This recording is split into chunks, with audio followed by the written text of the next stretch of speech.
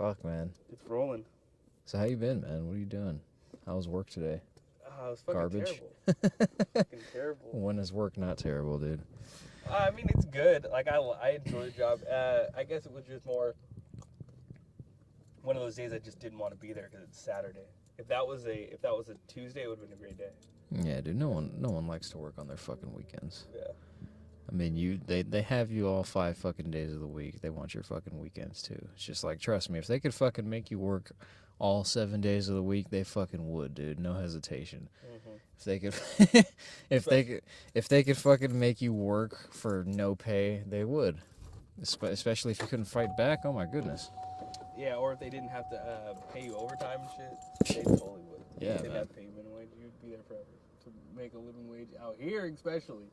Yeah, dude, it's almost like out here you fucking work to fucking pay your bills and then that's it. you fucking, my grandmother actually used to call that you're existing, you're not living. Exactly. If you're fucking working to pay bills and you're not fucking buying anything in this world that you fucking personally want, then you're just fucking existing on this planet. You're not living on it. Yeah.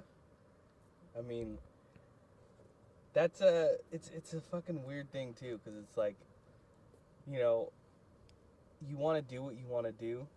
You want to do what fulfills you and makes you feel good and what you're passionate about. And you also need money to survive. So it's like this weird balance where you gotta figure out. You gotta work within the system. Yeah, We were just talking about this, man. You gotta work within the fucking system in this country. What are some of the most powerful, rich motherfuckers in this country? Who are they? They're people that work within the fucking system. They're these CEOs of big business companies. These people that have monopolies on fucking valuable, precious resources that we all fucking use. These are the people that are able to get to the highest rungs of society because they work within the fucking system.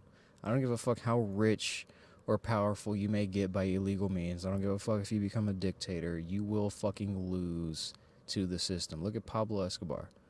That motherfucker built an entire fucking cocaine empire, and look what happened to him. He fucking, instead of working within the system, he tried to become president in the beginning. If anybody watches Narcos, you would know that he tried to become president in the beginning. But, you know, that was Pablo Escobar's kind of way of working within the system. He was trying to work within the system so that he can then take control of the system. But when the system turned him down, he decided to fight the system. And what happens when you fight the system? You fucking lose.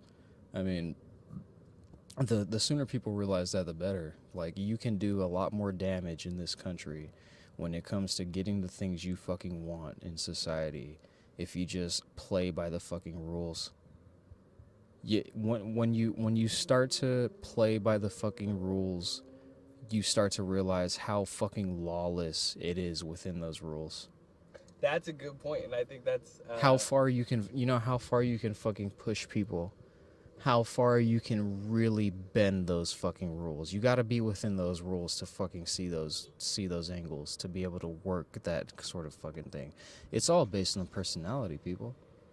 When it comes to looking for a job, when it comes to trying to fucking, you know, maintain or attain things in this fucking country, you need personality. You need experience.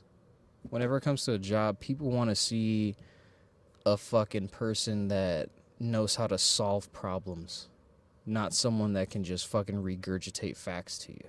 Mm-hmm. No, I think that's another thing that me and you were talking about. There's people out there that, like I was talking to Chaz earlier, if you can fucking bring things to a personal level, if you can start to see things eye to eye with, like, for example, customer service over the fucking telephone. If you've got a fucking problem with customer service, whether you need fucking, I don't know what the fuck you need more time, you know, paying your bill, you need to split your bill in half and all this shit. You just don't have the money right now when you really fucking need it. You'd be surprised what people are willing to do for you. You'd be surprised the lengths that people are willing to go if you just express yourself a little fucking bit, instead of just turning to fucking anger and throwing a fit and fighting against the system. Stop trying to fight the fucking system. You will lose every single fucking time. You got to get in the fucking system. You got to find out the weak points of that fucking system. You got to find out how you can manipulate and fucking control that fucking system. Don't fight it. Take control of that shit. The sooner you fucking realize that, the further you can fucking get. Yeah.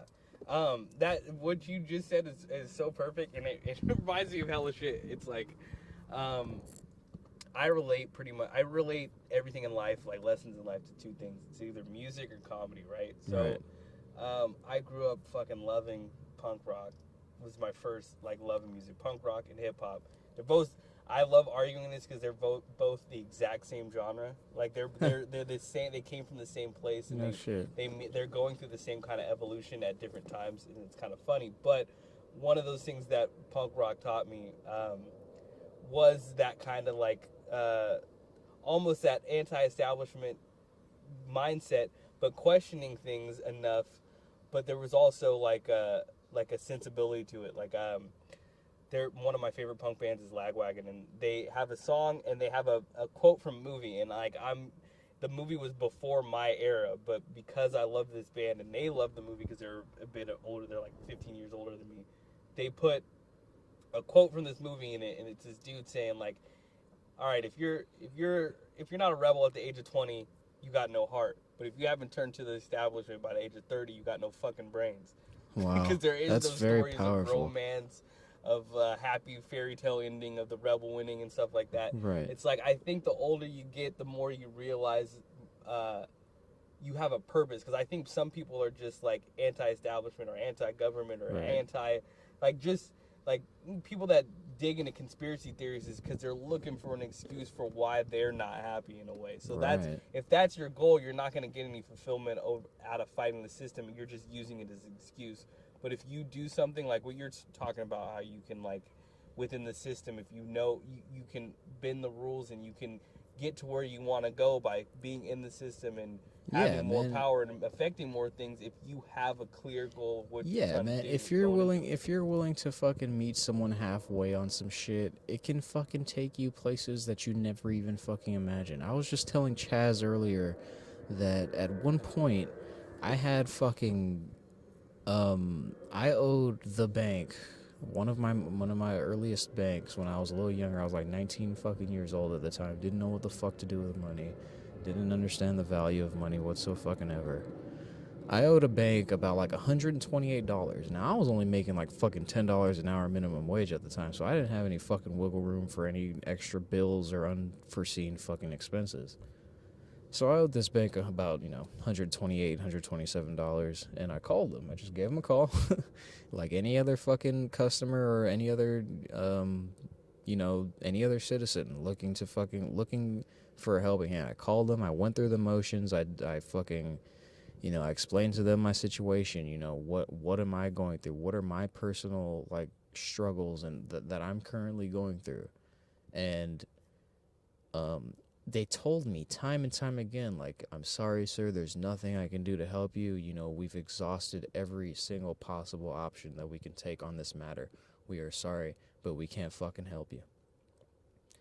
I woke up the next morning, I checked my bank account, and that $127, $128 debt that I owed was fucking gone. And when I looked at that shit,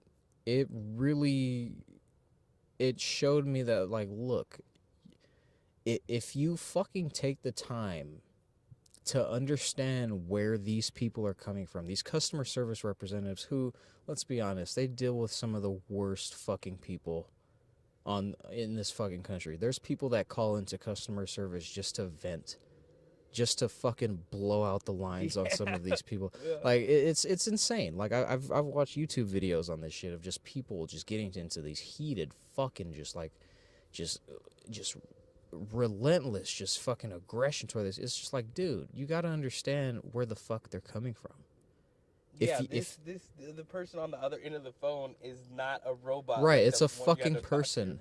Maybe their fucking mom just died last week, asshole.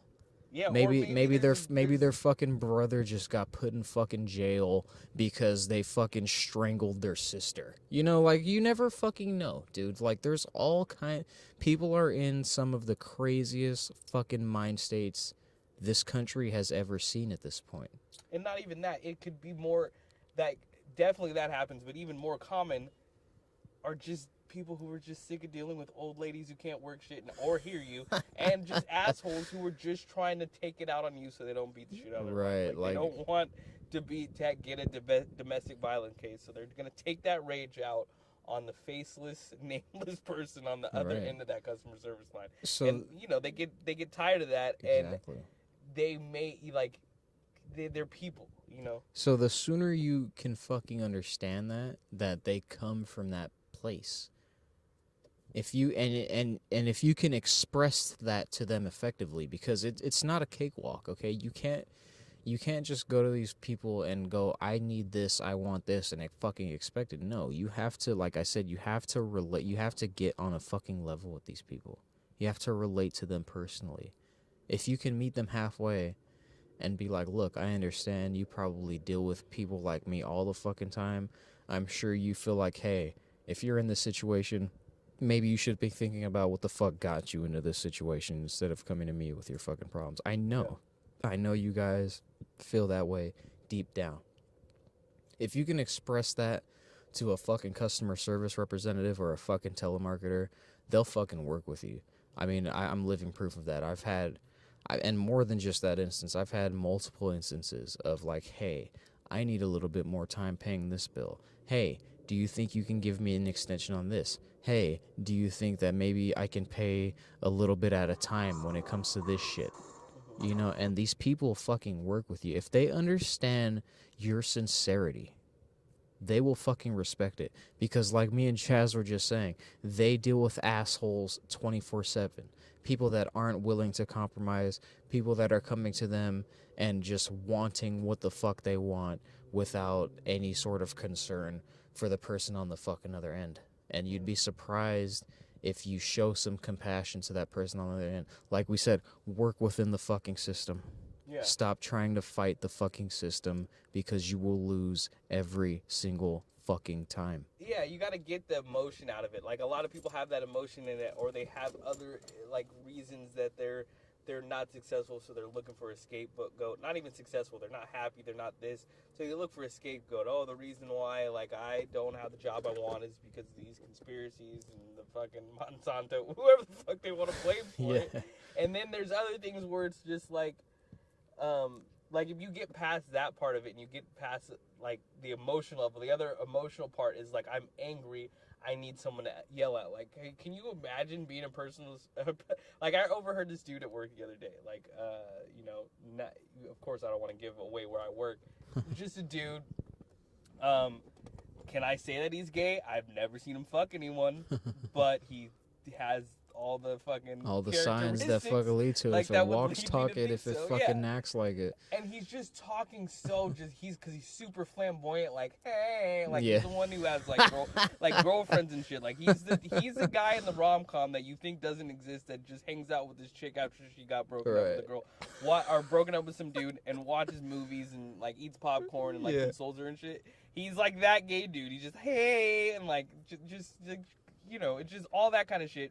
And he's just, and it's, when you see one of those dudes mad, it's like, it's kind of funny, and I don't know if that makes me a homophobe in today's standard, but it's just funny seeing those dudes lose their shit. I'm hearing this dude just fucking on a customer service line screaming about some charges that I think he was going to see some kind of gay concert. I don't know, but it was like, it didn't sound like a concert I would go to. It sounded like a concert I'd go to if I like to suck dicks a little bit. So I can't confirm that, but he was just pissed about these extra charges, yelling at his bank, and like the attitude that those kind of gay guys have is just like the worst.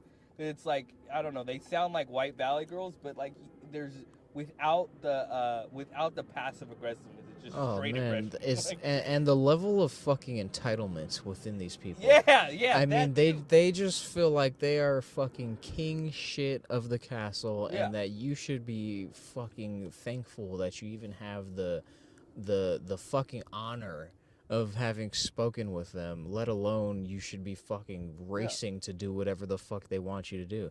And if you talk to these people, you'll fucking see it beyond just like problems that they're having. You'll see it in their fucking personalities. You'll see these people that, like, even around their own friends and shit, they're just like, I need my circle of people to believe, think, and behave this way, or else I don't want to be around them. Yeah. And I cannot fucking imagine living with that sort of mentality. I would not be able to exist in this world if the only fucking people I had around me were people that I fucking agreed with. Yeah. That's insane. Like, how can you fucking learn anything if the only people around you are people that share the same beliefs and ideas? Like, come on.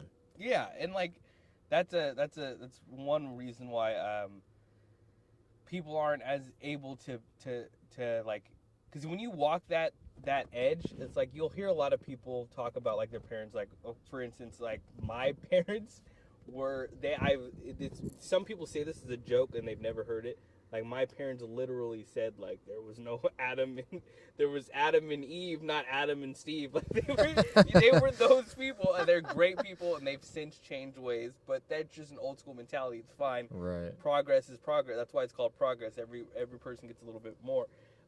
But having to live in that household where these are the people feeding me, and I think they're monsters. Like, you know, you have to like that. Right. You have to like learn how to be like. Understand where they're coming from, because they made you. Like, if they're pieces of shit, you're likely a piece of shit, or you're on your way there. Like, you know what I mean? Right. So you have to learn when you have those like opposing views.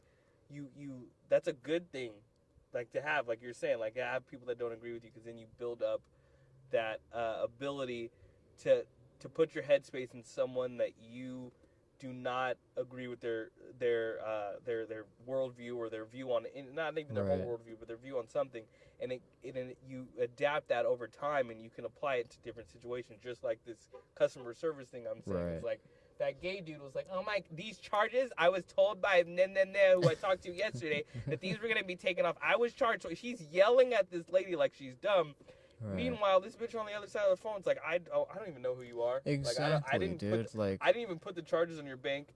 I'm doing my job. I'm getting a check, so I don't have to call and be pissed off at someone all irate that didn't do anything about my concert tickets. I mean, so I'm trying to make my money. Yeah, dude, that really reminds me of just, like, I watch these fucking shows. Like, I watch Cops and shit, and I watch Jail. You know, it's another fucking show. You know, in which, you know, it follows, you know, basically the incarceration process, in which, you know what happens after you fucking get arrested. Yeah. Going down to county, you know, going through the process, getting booked, fingerprints, fucking pictures, all that shit. Yeah. And Wait, you talking about Old School Cops? No, I'm talking about Jail. The show's called Jail. It's on True TV, and that to more to your point of, hey, like, I don't even know who the fuck you are. These fucking county sheriff guards, these jailhouse county guards, have no fucking clue why you got arrested. Yeah. They don't know, you know, what the fuck happened out there with you. All they see is you walking into the fucking building in fucking handcuffs. Yeah. And if you're lashing out, if you're fucking acting crazy, you're screaming, you're trying to fight, you're spitting on people and shit, they're gonna, that is their initial fucking impression of you. Yeah, you're reinforcing that. And like, and they thought about you walking right, and I see these people that are walking in handcuffs, they're yelling, they're fighting with the guards. Like, dude, they, like, and you hear the guards in the fucking show say it themselves. They're like, hey, listen, I'm not the one who put the fucking cuffs on you. Yeah. I'm not the one who fucking, you know, wrestled you to the ground. Why are you taking that out on me? Like, I have nothing to I'm trying to do my job. Yeah. I have a fucking protocol, and I have a fucking process that I need to follow. Yeah, that I have to follow. Exactly. Or I'm not gonna get my fucking right, food. Exactly. And you're doing what you're doing tells me that you don't fucking respect my fucking perspective on it. You're trying to fight the fucking system. That's a threat. Right. You're threatening their that's a threat to someone's well-being if you are making it difficult to do what they need to do to put a fucking plate on the table. I've had a lot of inmates. I've had a lot of family members that have been to jail and in prison and shit, and I've heard stories of just, you know, just fighting cops and guards and shit, and just like just straight fucking resistance and just defiance to the fucking end. And I've also heard stories, like I said, I've had a lot of family members that are experienced when it comes to prison and just the system and being incarcerated and shit. And they've told me stories. It's a whole nother world in itself. Right. And they've told me stories of them fucking working with guard, building a relationship with a fucking prison guard. Oh, and the fucking benefits of it. Dude, oh my, that's how you get cell phones in and shit. Dude, that's how you yes. you know people in jail. It's like, how do you have a Facebook profile when you went to jail in 2004? Anyway, to just kind of finish up on my point that I had there, even at the fucking lowest points, like if you feel like you've reached your fucking lowest low, you're a fucking prisoner, you're a fucking lifer, you're in it for life, you got a fucking double, triple homicide that you're fucking answering for, maybe you strangled some asshole with your fucking dick, I don't know. But point being is, even at your lowest fucking low in this country, you can still work within the fucking system. You can still find a fucking prison guard that will give you an extra fucking roll of toilet paper. He'll give you an extra fucking pair of underwear. He'll give you an extra fucking cookie at lunchtime. You can find ways to work within the system to your fucking benefit. Maybe not to the extent that you may want, but you'd be surprised the fucking places and levels that you can get to within this country if you stop trying to fight the fucking system and start trying to fuck the fucking system. That's very much a fucking Game of Thrones quote from my man Peter Baelish himself. I'm not gonna fight them, I'm gonna fuck them. That's what I know how to do best. Shit.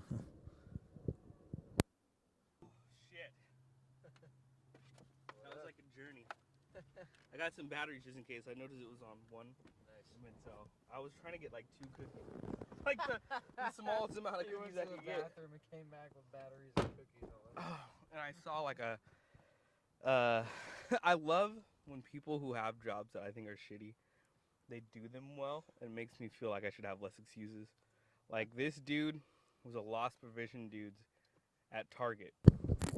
And they profile, you know, it's just having one of those jobs, you have to like watch the right people. You know, you're going to be prejudiced. You're going to profile people a certain way. So the other day I was leaving Target and I forgot what I had, but the dude made me, like, he wanted to see my receipt and do all the shit, and then didn't ask anyone else. I was like, it's fine, I get it. I look sketchy. I look like someone who's robbed this place before. Fine.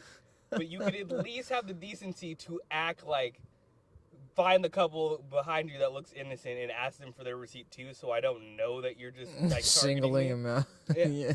So I go in there, and he fucked up. He slipped up. I guess, I don't know who it was, but I heard him on the radio talking about, like, it was like a young girl was stealing something, and this dude took his job so he sprinted down the fucking hallway and passed me like he was trying to, like, win some kind of fucking Olympic race out of What the fuck? Like, he was so fast trying to catch this girl, and it's like, you know what? You met me on my way out. Yeah. You knew you were watching me the entire time. Right. And I wasn't doing shit. You let this girl slip by you, and now you got to run like an Olympic athlete for no fucking gold medal, just minimum wage. Right, so, just because you wanted a fucking profile. Oh, Just because you wanted to fucking take assumptions. Yeah. While you were gone, I actually finished the point that I was making about working within the system and shit. One thing I did want to talk about was one of my favorite YouTubers, probably my favorite YouTuber, the Amazing Atheist. I'll always call him the Amazing Atheist. Okay, TJ will forever be the fucking Amazing Atheist. I don't give a fuck what anyone says. I don't give a fuck what Google AdSense says.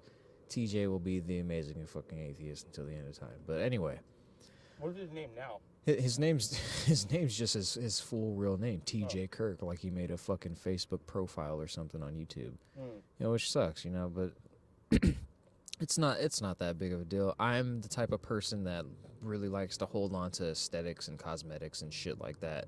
So like the name, for a guy like me, an egotistical fuck, a name is everything. You know what I mean? Like when I hear the Amazing Atheist, that means more than just his name. You know, that means like what he fucking stands for. The type. When I hear the Amazing Atheist, I think of passion, and I think of fucking just tenacity, and I think of strength, and someone that's willing to fucking like stand up for their own personal points and fucking opinions and beliefs and shit. Yeah. You know, but anyway, so I watch a lot of the Amazing Atheist. TJ is very recently going through I guess a little squabble with his fan base over some, I don't fucking remember the name, but it's a popular YouTube channel that is currently getting some serious it's called DaddyOFive. It's about this dad. Yeah, he has 5 fucking kids. And, you know, he lives with his wife or whatever the fuck. And anyway, the fucking success of the channel essentially is on drama with their kids. Like, they'll record their kids, you know, doing some malicious shit, or like they'll stage and set up shit to where it looks like their kid was doing some malicious shit, or they just like to, you know, just generally play pranks on their children. You know, they'll fucking, you know, they'll set up the house to where, you know, some shit looks broken or some shit looks out of place, and they'll blame the kid, you know, unbeknownst to the kid that, you know, the kid doesn't know what the fuck's going on. I'm sure the kid has a good idea of what the YouTube channel is, and when a camera is in their face, they know that they have some sort of disconnect, but... How old are the kids? Oh, man, they're still young. They're fucking, like, if I'm not mistaken, they're all under, like, fucking 10 years old. I think the oldest one may be, like, fucking 12 or some shit. So these kids aren't fucking psychologically and emotionally developed enough for adult-level pranks. Like, these parents are fucking really going in on it. They're selling it. You know, they have a major YouTube channel. They didn't get popular for no reason. You know, like any successful YouTube channel, they'll over-exaggerate, they'll embellish shit.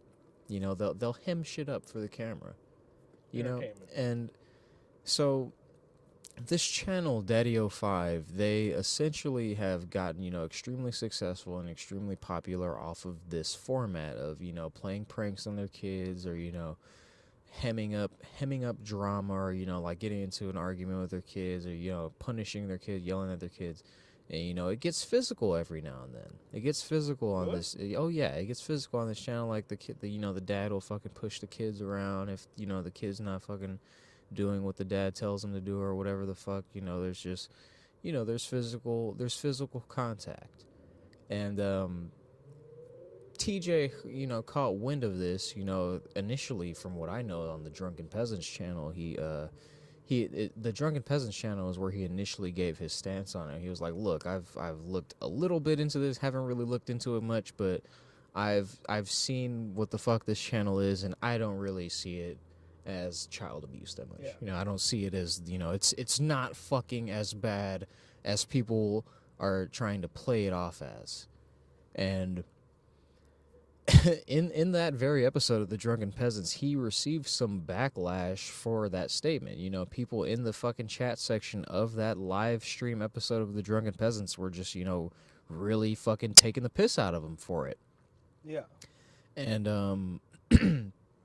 you know, TJ, he obviously, you know, TJ is somebody who actually, you know, gives a fuck what his audience thinks about him. Mm-hmm. He rebutted, and he was like, look, like, I've seen and heard of and had things done to me that is way worse than whatever the fuck is going on in these videos. He also really strengthened the point that, like, look, and this was in a later video that he actually made on his own personal channel, so you can tell that this little thing really stuck with him after the Drunken Peasants episode. Yeah.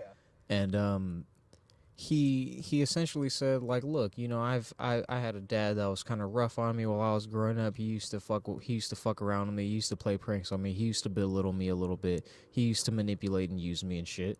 But it was, and I would consider that not as bad or worse than what the fuck's going on in this DaddyOFive channel. And as a result of that, you know, he got fucking major fucking backlash for that. I think that video got like 2,000 plus fucking downvotes, only about 1,000 upvotes. You know, the fan base really took a strong stance against TJ's perspective on this thing. And, you know, as a result of that, it it made TJ upload another video almost, back to back right away. He uploaded another video essentially breaking down why he has taken the position on this shit that he has, in which he explained, like, look, I've had two major father figures in my life. They each had their own methods of raising me. I had dads that did they picked on me. They used to play little fuck games with me. They'd play pranks on me. They'd yell a lot. One of his stepfathers did get physical every now and then with him and his brother. One of his stepdads, singled Scotty out especially. Or I think his actual biological dad singled his little brother Scotty out, especially. But long story short, TJ, explained his relationship with his stepfathers, in his upbringing, and as a result of that, that's what caused him to make the decision on this DaddyOFive channel that he did. And at the end of the videos, he kind of just left it up to his audience. He was like, look, this is what I've been through. This is my life experience. Now that you've heard my life experience, do you still think that DaddyOFive channel, or even myself, even after the stories I've told you about my fathers, would you consider them abuse? Because he even said it straight out. TJ is a very fucking sincere, straightforward dude. So he said it himself, like, look, even if that's the case, I don't fucking want to sit here and admit or feel that I was raised by abusive fathers. I don't want to fucking go with that truth, even if it is the fucking truth. I don't want to have to face that. I mean, because he's also said, his dad, or, his stepfather and his biological father, they instilled good teachings in them, and they did seem to express that they wanted the best for him, and all of this shit. And so TJ wouldn't want to fucking have his that in his mind, that like, wow, I did grow up in an abusive home, because he never really saw it that way. This was par for the course in his upbringing. And and as a result, and me personally, I did comment on that on his last video on the subject, when he really went in depth about, like, his past relationships with his father and his stepfather. I finally did comment, and I was like, look, TJ, regardless of your perspective on it, based on what you've told us in these stories and expressing your past experience, you went through abuse, dude. This is textbook dictionary definition abuse that you went through. Whether or not you like it, it's important that you recognize it as such, because if you don't recognize it as such, it is at the same time belittling people that have been through similar, if not worse, forms of it. And I saw fans in the comment section. I'm very big on comment sections, and Facebook comment section, YouTube comment sections. I'm very big into them, because that is where you get a real bead and pulse on people's stance on this. A viewer is much different than a commenter. Somebody who comments on a YouTube video is saying a lot by posting that comment. They're saying that they give a fuck enough about the content of the video to take their time to actually type out a response to it, regardless of how surface level or pathetic that response, regardless if it's shit posting or not. It's a commenter. That's very different from a viewer. So people that commented on TJ's videos, expressing their perspective and opinion on this, are like, look, TJ, what you went through was abuse. And what I personally said myself was like, look, TJ, what you went through was fucking abuse, no matter what. But as a result of that abuse, I personally feel like that made you a much better comedian. I feel like that gave you the level of tenacity that you have as a person at this point in your life. It's allowed you to be able to fucking rise above anger directed at you and hate for the sake of hate that's directed at you. And it's important for you to not only recognize and take head on that what you went through as a child was abuse, but also the fucking fact that you also gained some major valuable character traits as a result of your upbringing. I'm sure a lot of us can fucking agree with you there. A lot of us had rough upbringings, brother. A lot of us had upbringings with fucking parents that were rough, rough and tough, rough and ready. And as a result of that, you got to fucking adapt to that. You become that. You become that rough, tough, and ready motherfucker that's got experience and doesn't give a fuck who's in your face because you've already lived that shit. You've grown up with someone in your fucking face, so nobody else in your fucking face is going to be able to fucking intimidate you to quite that extent. And I think that you have, as a result of your upbringing, it has made you a much stronger person, and it has allowed you to have the thick skin that you do have online. So I'm just glad that I was able to fucking just express my opinions on this shit. It's a very fresh, new thing that TJ's talking about and going through on his channel, and just really glad to voice my fucking opinion on it. Like, I have high respect for you, TJ. I want you to know that, dude. And the shit that you're currently going through with your fan base is something that really interests me right now. Yeah, and you just nailed it on the head, right? It's like, because at one end of it, like, someone saying, like, I don't see this as child abuse. Sounds like a new version of, well, I used to walk 15 miles in the snow to get to, it's just that, exactly. It's that old struggle related to the new struggle. And like my dad, when I was growing up, hold on. That's before you start your story. It really reminds me of that Milo shit that happened. Milo Yiannopoulos on the Drunken Peasants Drunken Peasants channel. After that viewing on the Drunken Peasants, there was months that went by where no one gave a single fuck about that episode. No one gave a fuck about that episode of Milo until some shit came out where somebody was able to get a fucking clip of that episode of the Drunken Peasants in which they spun it to where it looked like Milo was somebody that was okay with child molestation and was okay with, fucking just that shit because he made the claim, or, they edited the clip to where he said, I was, fucked by a grown man as a child, and I was fine with it. I had no problem with, having sexual intercourse with an adult while I was underage. I had no problem with it. And people fucking spun that to where it was like, oh, Milo fucking is okay with child molesters. And it's the same shit that they're trying to do with TJ. TJ fucking said, hey, I feel like this DaddyOFive Daddy, or whatever the fuck the name of the channel was, I feel like this shit isn't as bad as people are saying it. It is. Based on my own personal experience, this shit is not as bad as it is. The same thing happened in fucking Milo. Milo is like, yeah, my personal experience dictates that my perspective on this isn't as bad as people like to fucking make it out to be. And people blew it the fuck up. They're trying to do the same thing with TJ, and I just want you to know, TJ, that it's all bullshit. You already know this, but it's all bullshit, dude. People try to spin all kinds of fucking stories just to fucking gain some fucking light or some notoriety on some bullshit, dude. Yeah. But I think what you said was just dead on about, and that's a good comparison to the Milo thing, is because what I was going to say about that is, like, the first thing is it does sound like an old dude thing to say, like, that's his version of I walked in the snow 15 miles to get to the bus stop and whatever the fuck they did. Yeah. But it's like the old struggle versus the new struggle, and like, perfect example was my dad when I was younger would, like, just little things, not like big things, like he would cook food, and we had, like, didn't grow up with needs at any, at all. But he grew up in a situation where, it's just poverty. He had to do what he had to do. Right. So, like, he would get annoyed with me complaining about things like there not being milk when I had cereal. Right. He'd be like, fucking put water in it. And I'd just look at him like he was fucking crazy. I'm like, I'm not going to put... He made spaghetti with ketchup one time. Oh, wow. It's like, go to the store. You have the money. And he's just still stuck in that mentality. And, like, it's like that same mentality with him where he's like, that doesn't seem like abuse. It's like...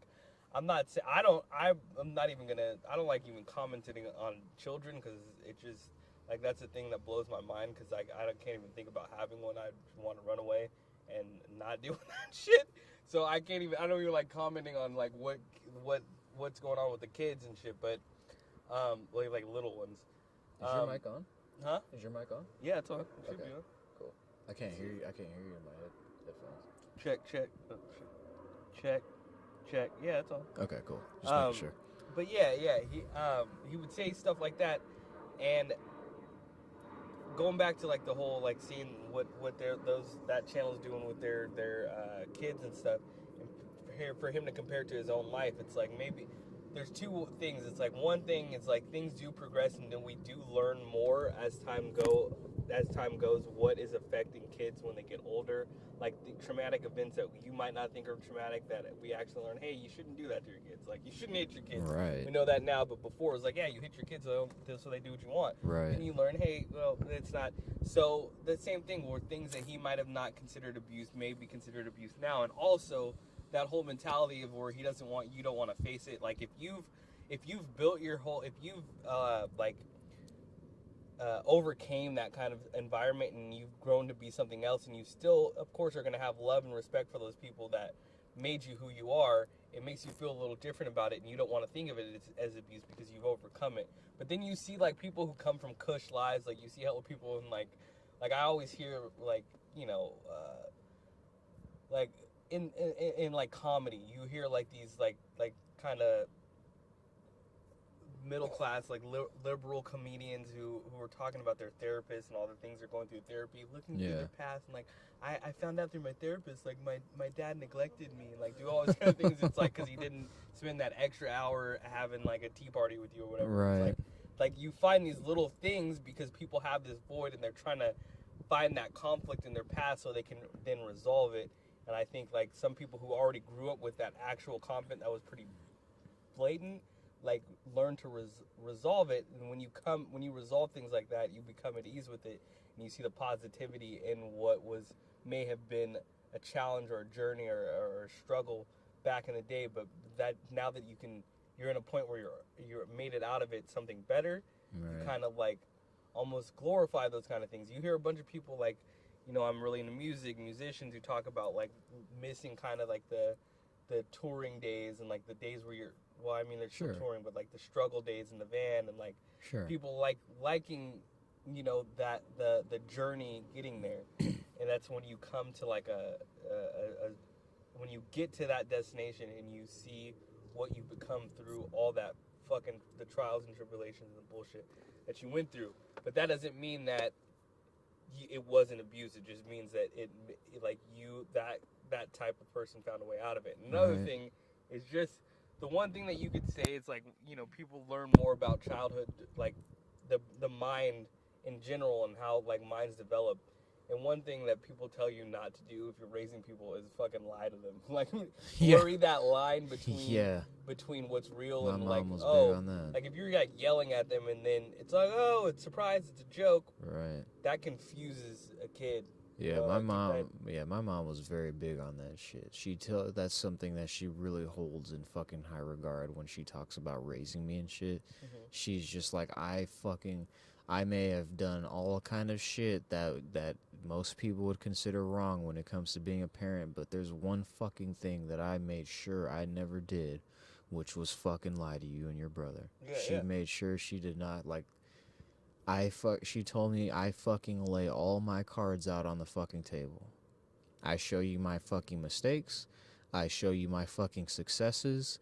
And through that, I hope that you fucking learn to live your life not how I did, learn from my mistakes and the consequences that I suffered, and as a result of that, become twice as fucking good of a person than I could have ever been. Yeah. You know, I fucking I credit my mom to my personality pretty much 100%. I don't know my real father. I never got to meet my real father. You know, so I credit my mom to, you know, 100% on my personality and just my charisma and the way I carry myself, my train of thought, the way I think, the way I perceive reality. I credit her to that because my articulation, the way I can speak, the way I understand people, the way I can just socially interact with any type of person or any type of personality with ease. Yeah. The way I can see the way I can see things from others' perspectives. You know, I credit my mom to that 100%. And, you know, it's very crucial that you don't lie to your fucking kids. Yeah. Because as soon as especially when they get older, as soon as they find out that you've been lying to them, their first thought is, okay, what else have they been fucking lying to me about? Mm-hmm. Have they just started to tell the truth now? Well, when were they fucking lying? Then or now? Yeah. You know, so And if you're making all these pranks and like and joking with them and making them feel like they're in trouble, which to a kid is a traumatic event, even if it ends in a way where it's like Yeah, I don't remember a lot from my childhood. I don't know if it has to do with weed or what the fuck. I don't have a good memory. Like, I just don't have a good memory. But I remember traumatic shit. Like, I remember there's certain levels of, like, traumatic shit you don't remember. Like, my mom passed away when I was 3.5, you know? So I have, like, the opposite experience with you. Right. I wasn't old enough to know my biological mom, but I know my biological dad, you know? Sure. You know, he was great, and he raised me, and like you said about your mom, that's how I view my dad. Right. And, like, that, fuck, I just lost my fucking, the memories, yeah, the traumatic thing. So there's certain levels of trauma where I don't remember that, but other things that have happened to me, you remember those negative aspects. Like, like, when you think about, like, go back and think about how it feels to be a child and think you're in trouble. Like, that's not... Yeah. That shit's not cool. Like, that, right. that shit yeah, was that's terrifying. It's scary as fuck. Yeah. It's the unknown. Like, think about now, like, I'm 31, right? Like, 2 years of time isn't a lot. I haven't changed at all from 29 to fucking 31. Right. It's not a very much time to me. 2 years isn't a very big amount of time. So it's like, just shows you the life experience I have. When you're fucking like 8 years old, 2 years, that's a quarter of your fucking life. Right. That's a long time. Yeah, it's a lifetime. That's a long time. You That's fucking for me like develop a lot. 7 years. Like, I changed in You 7 grow years. a lot. Oh yeah. It's a whole different ballpark. Absolutely. But what I'm meaning by that is just like how little life experience you have, and you haven't had like worse shit happen to you. So when you think your parents are gonna yell at you, so like it doesn't always have to be like, you know, beating the shit out of you. I hate those old comic jokes about, you know, like you're beating your kids and shit. That's like, it's really dumb to do shit like that. But I understand why my parents did that kind of thing, because it's like that's what they learned. But even them, they scaled it back. It wasn't the same. Like their stories were all like terrible. They were torture. And there's a fine line between physical abuse and psychological abuse. Exactly. This channel, DaddyOFive, everything that they fucking did, very mild physical abuse, I'll give you that. You look at some of the fucking videos, they're shoving the kids, they're pushing the kids into dressers, and the kids are falling down. There's impact, but a majority of the abuse on that fucking channel is psychological. Yeah.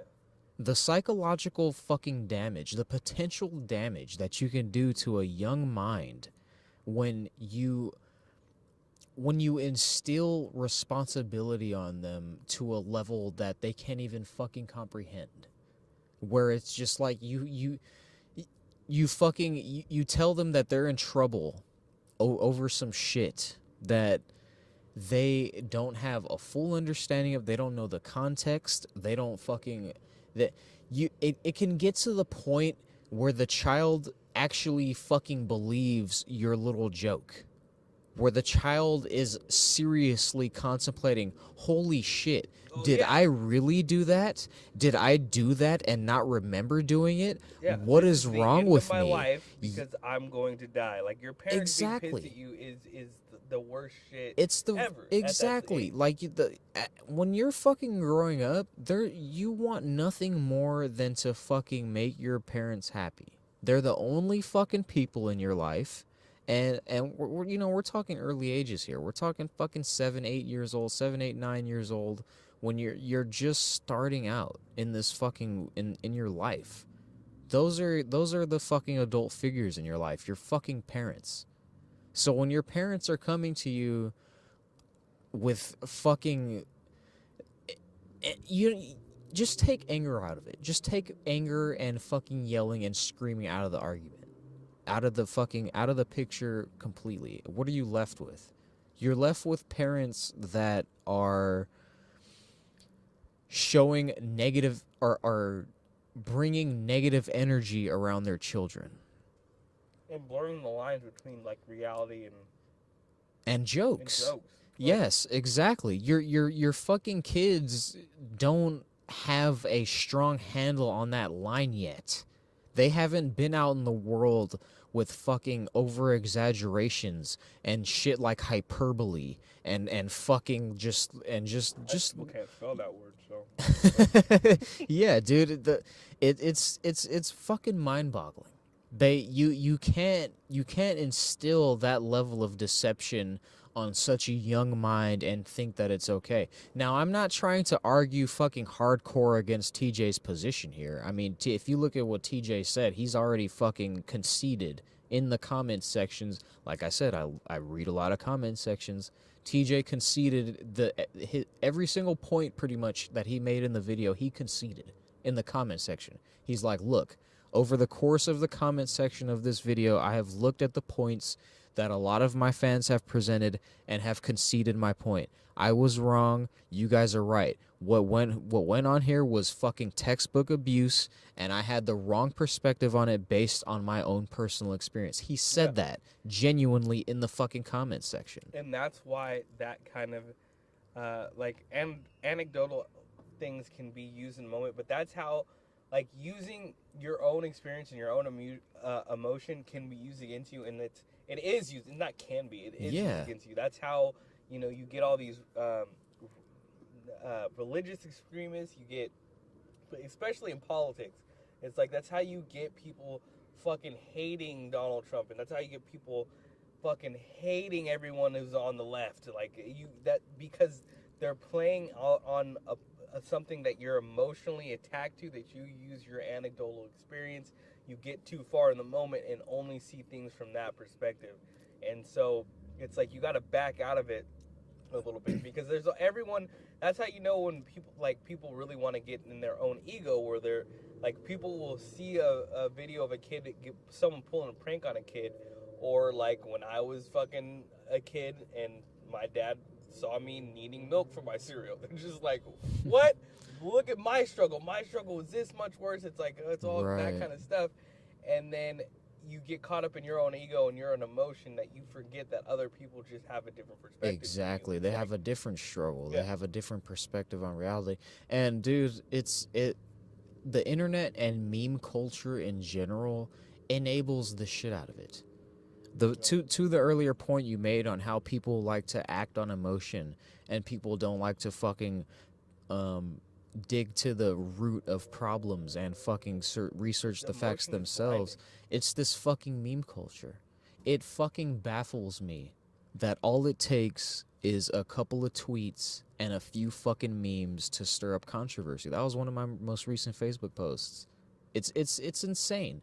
It should not take a couple of fucking memes and a tweet to fucking have people's panties in a bunch. That's insane. That's absolutely fucking insane. How surface level is a fucking tweet or a meme? A meme is a fucking still image. A tweet is like 100. How many fucking characters is a tweet? 140 characters. 140 fucking characters. If you get a link, it's less. How fucking much of a thought can you get out in 140 characters? And depending on your fucking Twitter handle, it fucking reduces that. So who you're talking to. So you look at how this meme culture, how people communicate in memes, and how people rely on sound bites in order to get their point across. When issues that we face in this country are much more intricate and a lot bigger than a fucking sound bite, a fucking still image or a meme. You have to fucking present multiple aspects and dynamics. You have to present all evidence that you can find and is accounted for. You have to really dig into the roots of the controversial topics that we face these days. You can't just fucking look to a single fucking YouTube content creator or some fucking meme generator to get your fucking political perspective. It's fucking ridiculous. There's people out there that they'll follow a page on fucking Facebook, or they'll follow somebody that's big on Twitter, and that's their media outlet. That's their fucking. They're not gonna fucking do any further research. They're not gonna fucking they're not gonna confront Google search engine and fucking research the true questions that they personally face they're gonna fucking go to that one outlet regardless of who it is, regardless of their merit, regardless of how much research they've personally done, and they're gonna fucking believe them. Regardless of whatever fucking direction they point in, that's the fucking direction they're going in. Yeah. And it's scary because we live in a time where access to information is almost unfucking limited. You don't have to worry about whether or not the information that you have access to has merit or not, because it's all there. Everything that we're dumping human history into a virtual database in which anybody can fucking pull out of. Anybody. You got Google, you got it. Yeah. It really reminds me, the Google search engine really reminds me of that. See, you remember WALL-E? You seen that movie WALL-E? No, I never seen it. I know what it is though, but I never seen it. Well, there's this scene in WALL-E where the captain of the ship that's, floating out in space, they've been living generations and generations in space. They haven't been on Earth because Earth is shit. So like the fact people are like rolled around on carts and shit. Yeah. So they're all on a spaceship, because Earth is uninhabitable right now. So they have to, they've been living out generations on this spaceship, so they know very little. So the captain is in his, he's in his fucking, the cockpit or whatever. Yeah. And he accidentally nudges or bumps one of the buttons on the desk. And I guess it picks up his voice or something. I can't remember exactly, but he asks it a question, and the robot answers it. He asks, what's, how is pizza made or something like that. And, it answered it, flour and wheat. And he was like, oh, what is flour? And then, the computer responds, flour. Flour is this fucking base that's made of these compounds and this. And, it's derived from water, and, that comes from the sea. And he's like, oh, what is sea? And then it would define it, sea. The fucking, the ocean and fucking, water. And that scene in that fucking movie is literally what human beings have, the access to limitless amounts of information is my point. The fact that he was able to just go to this computer and whatever fucking question he had for it, it had a nice, tailor-made, well-understandable response for him. We all have fucking access to that this very fucking day. Oh, yeah. Yeah, and actually, I have a good point about the internet. I want to change these batteries real quick before we go in. Yep. Just in case we don't lose anything. BRB.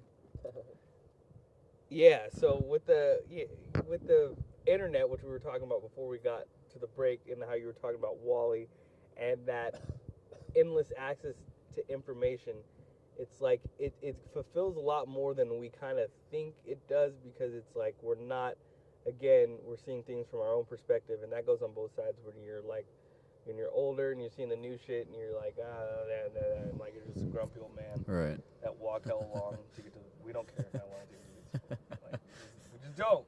And then when you're younger and you just kind of take for granted the shit that you have, I think people don't see it as what you described as like this endless source of information. And the best part of it is like, I hate the people who get like, I don't like people who are like, well, I read. Like, it's like, no, I don't give a shit if you read. It's like, it's about how you get your information. Right. And there are certain things that you can't find on the internet. There are certain things that I don't even think you could probably find the same stuff on the internet. It would just be in a different form. I think the point that you're trying to drive home is that you can learn a shit ton on the internet, but there's a lot of things you can't learn without experiencing them for yourself. Yeah, exactly. Without living it.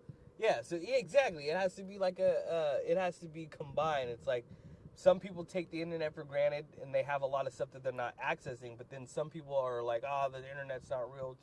It's like if you're just in the middle of that, I think both people are right. It's like, yeah, you're right. You have to have experience, and you have to experience those kind of things. Yeah, definitely. But also you have to not take advantage of this fucking resource. I mean, you can't like, be so jaded and skeptical definitely. of it, but you can't be. I mean, like, a good example, taking it dude, for granted. a good fucking example is just the fact that we're able to flow conversations the way we are. We don't know each other that well. Yeah. You know, the fact that we're able to communicate on you know, on this level while recording really shows our personal fucking experience. We watch a lot of podcasts. We understand this format very well, both of us. So Yeah. we understand how these conversations are supposed to flow, what it takes to be able to do something like this. You know, people hearing us talk, they wouldn't think that we fucking have only been working together for a few months. You Yeah. know, like that's it takes a certain level of experience and skill to be able to flow conversation And only our second week doing this. We've been working together for 2 months, not talking right, about right, it. yeah. A couple months not talking Yeah, about it's a anything. trip, dude. Like I pass this guy in the fucking halls all the fucking time. Chaz, dude, the AV guy. I always pass him. And it's funny because when he came to me with this idea, it just made me laugh because it's something I've been thinking about for months now. I watch a lot of podcasts. I listen to a lot of podcasts. I watch a lot of YouTube channels.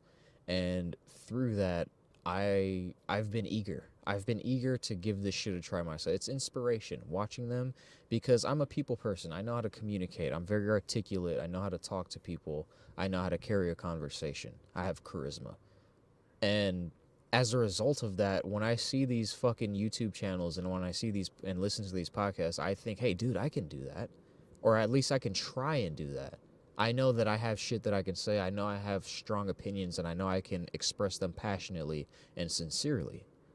And when you came to me with that idea, like I said, it just made me laugh, dude. Yeah. I was just like, wow, like, so this is how it goes, huh? This is how it starts. Yeah. This is how, like, because I'll say it to myself all the time, like, dude, I fucking wish I could, you know, just get like a little fucking try, you know, fucking throw me on a fucking episode of The Drunken Peasants, just throw me fucking, give me 20 minutes, you know, see what the fuck, see if I sink or swim, you know, see what the fuck let's see if I can fucking put my money where my fucking mouth is, Yeah. you know, and, you know, I think about that shit all the time, and when you came to me with the idea, I was just like, wow, dude, like, this is it, here we go, like, let's see what you got, you know, balls in your fucking court now.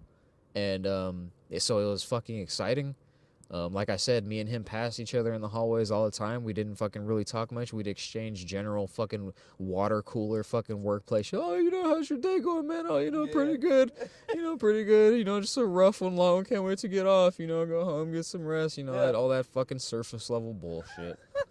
And all it took, you know, was just a subtle...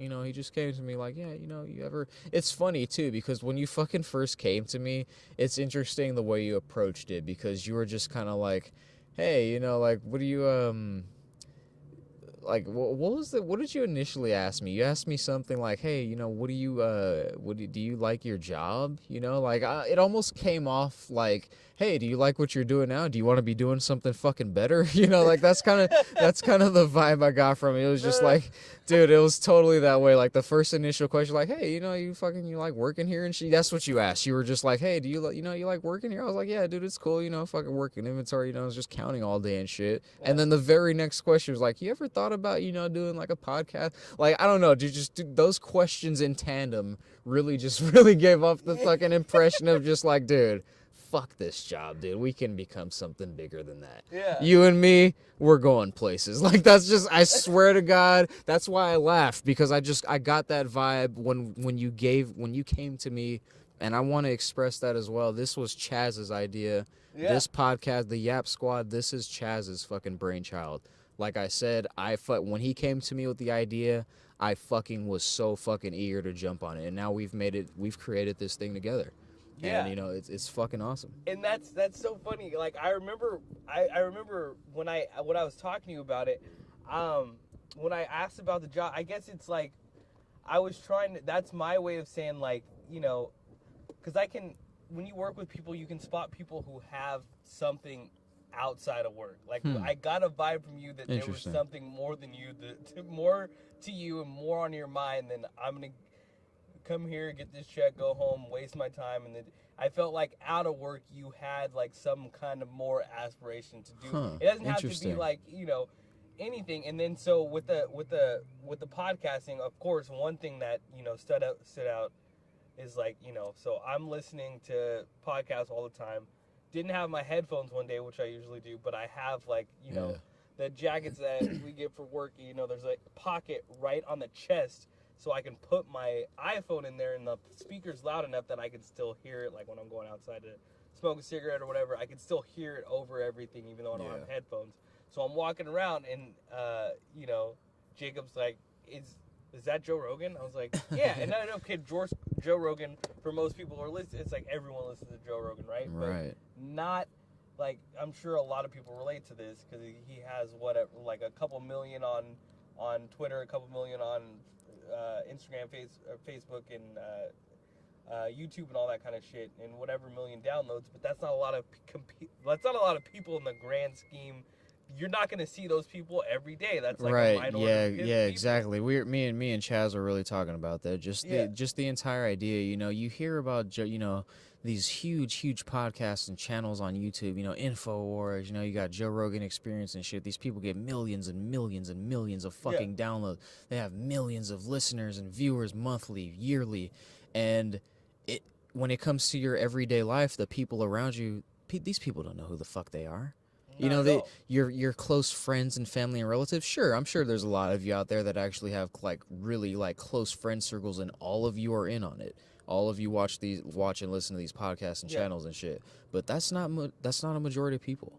A majority of us listen to this shit as personally. Like, this is my personal thing. I listen to fucking the Joe Rogan Experience. Right. Like, this is just this thing. I put in my earbuds, and, you know, I get all the little inside jokes and, you know, all this shit, and it's just kind of this thing that I do personally on my own.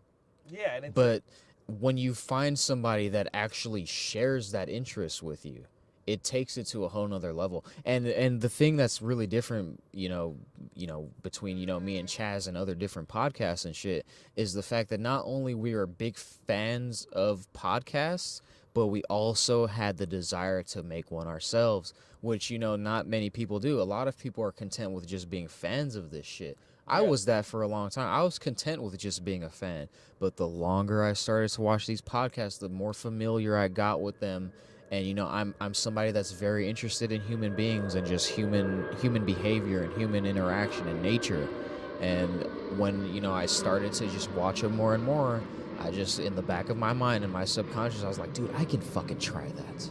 Yeah. I can fucking do that shit. I know I can do that shit. And that's exactly. So that's kind of where the question about liking the, you know, liking your job or leading into that, because I'm thinking it takes it. I've learned this from experience because, you know, I grew up being in creative circles all the time. I played my first show like playing Black Sabbath covers at age 11. You know what I mean? Like, I've always been like a performer or in front of people and had artistic goals. Yeah. So when I meet certain people and they're just like, no, like I used to draw when I was like 8, but no, I don't do like. Wow. So sometimes I'll ask, like, that's why I asked that first, because sometimes I'll ask people to do something creative and they're just like, that's not, what are you talking about? People that like it's like certain unicorns do that, but it's like for me, I feel like it's a part of life and I don't understand. So usually when I come up to other people and I get overly passionate, I don't want to be like, I didn't want to ask you, and I'm like, hey, you ever think about doing podcasts? You're like, no, I just like listening. What the fuck? I don't want to. Right, you didn't want to. Right, you didn't want to come off that way. Yeah, I feel it, dude. Definitely. So when I get it. You know, and when you, I was so fucking relieved when you were like, I have that. I'm like, oh my god, I wasn't wrong, because I felt that there was,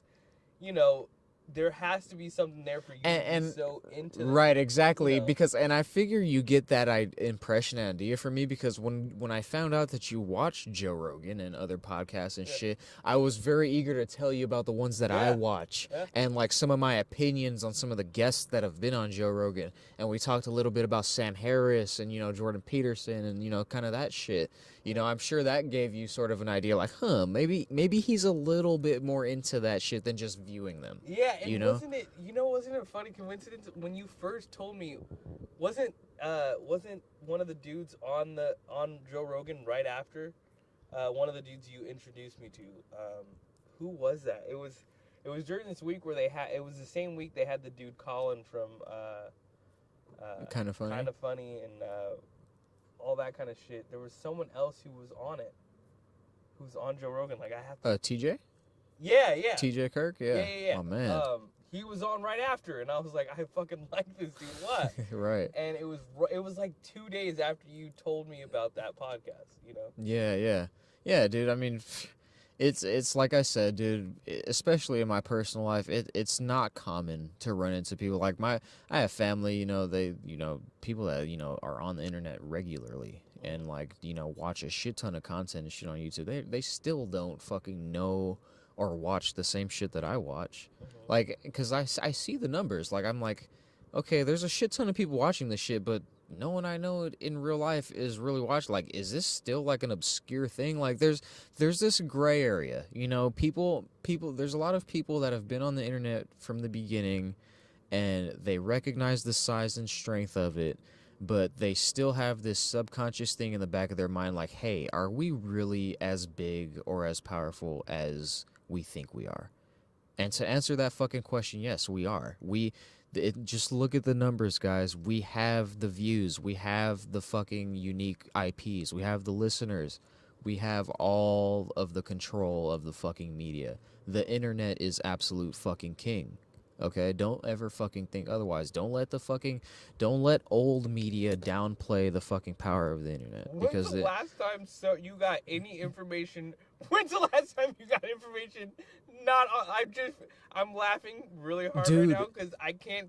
I'm like, where the fuck else would you learn? Dude, I don't know where the last time a book is what you did. Dude, I can't fucking remember the last time I was reading shit off of the internet. I was just fucking recently telling my mom being the more time you frequent the internet, especially on social media, it increases your fucking reading comprehension. Even if you're reading shit post, well, me personally, because like I said, I'm somebody that is really Chaz really sees that as something unique in me. He hasn't really seen somebody like that, somebody that's really into comment sections. Yeah. I'm very into the comment sections of YouTube videos.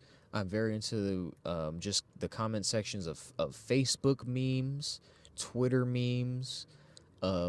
Just comment where people are talking about this shit. The people that give a fuck enough about the content itself to scroll down a little bit, click on that write a fucking comment box and type some shit. I read that. I feel like there's a very good pulse you can get on shit from reading comment sections. And I think that, like I said, there's a certain level of sincerity to someone that consciously takes the time to write out their thoughts, regardless of those thoughts. I don't give a fuck how stupid or how inconsiderate or how ignorant or how fucking bigoted those thoughts are. They took the time to write a fucking comment. That separates them from somebody that does not take the time to write a comment. I'm not saying that they're better, but it says something about that fucking person. It says something about their proactivity. It says something about their social ability. It says something about their willingness to just have a conversation. So long story short, I read a lot of comments. I'm a comment motherfucker.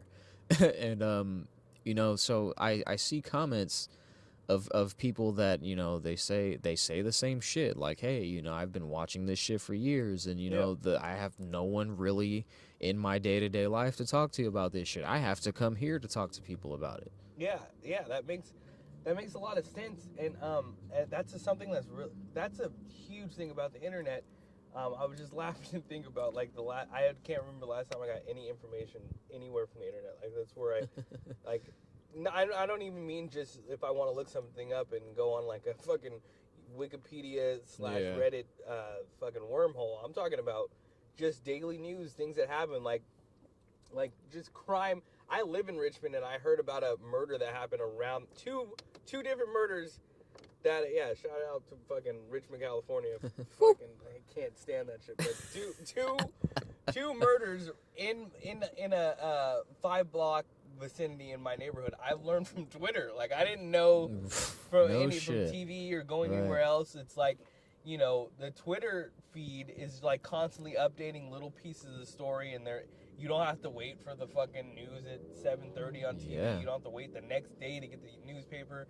You don't have to actually be in that to know about it. And I got updates through Twitter or whatever. You are the one that is personally responsible for how much information you choose to gather. There is no more argument on how accessible the information is. The information is accessible. If you don't have a fucking computer, if you don't have the fucking internet, you go to a public place where you can fucking use a computer, like a fucking library or something. Yeah. Information is accessible to the fucking umpteenth degree. We are fucking we have information pouring out of our fucking assholes. We have information coming out of our fucking ears. You can get informed effortlessly. Yeah. Take a couple of fucking hours, take a couple of days, take a couple of weeks to inform yourself. Make informed decisions and then formulate your own fucking opinions. Yeah, and that's where the problem lies, and I think that's what a lot of people get stuck on. Two things is, with that much power and easy access to information, it's easier to spread misinformation, and that's, you know, I don't like to dip in the political thing too much, and there's a lot of people I think are you know, of course, going hysterical with the whole. I hate even mentioning this dude just because so many people just jump on this topic, but Donald Trump and the whole Russia thing, you do hear a bunch of people like when that's going through, people were a little like, like Russia, they're just shouting catchphrases that they hear, but there's times where you can sift through that and you can hear people who are on that side who have more thought out